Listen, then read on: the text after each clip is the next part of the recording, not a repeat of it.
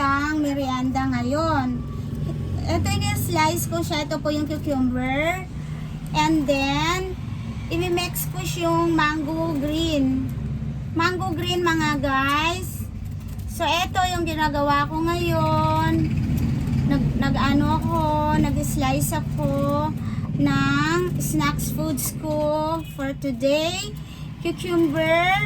And also, I mix the vinegar and salt. And mango green and tomato. Ito po yung tomato, ilalagay ko siya. So eto, hiniwa-hiwa ko na. So ganito yung kakainin ko ngayon. Eto, healthy foods to mga guys, healthy fruits. Ganito na lang ang kainin ko, much better. Walang cholesterol, okay? Masarap. So, kayo dyan mga guys, anong ginagawa nyo? Anong merienda nyo? Anong merienda nyo? Ako, eto ginagawa ko ngayon. Nag-ano ako ng merienda ko na fruits. Tapos, lalagyan ko ng konting sugar and then vinegar. Yun ang ginagawa ko mga guys. Gawin nyo rin to para hindi kayo iwas sa cholesterol, iwas sa mga stroke. Diba?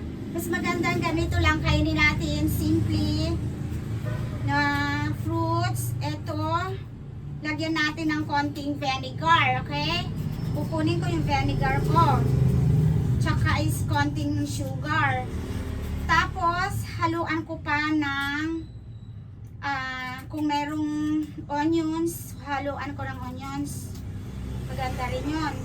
So, okay na. Tapos na. Dito ko muna ilagay. So, eto na, mga guys. Ang taas ng vinegar ko. Eto, guys. Yung vinegar, wala na. Konti na lang. So, eto, haluan ko na siya ng Eto po, halika kayo. Tingnan nyo. Eto, lalagyan ko na siya ng vinegar. Yan. And, konti na sugar. Yan lang. Kasi ito po, kukuha ako ng sugar. Konting sugar lang. Para masarap. Para siyang salad, mga guys. Eh, ginagawa ko ngayon. Eto, mamaya na to kasi madami na.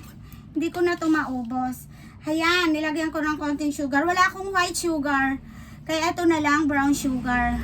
Little sugar, 1 spoon only. 1 teaspoonful. Okay? And also, wala akong, I don't have onions.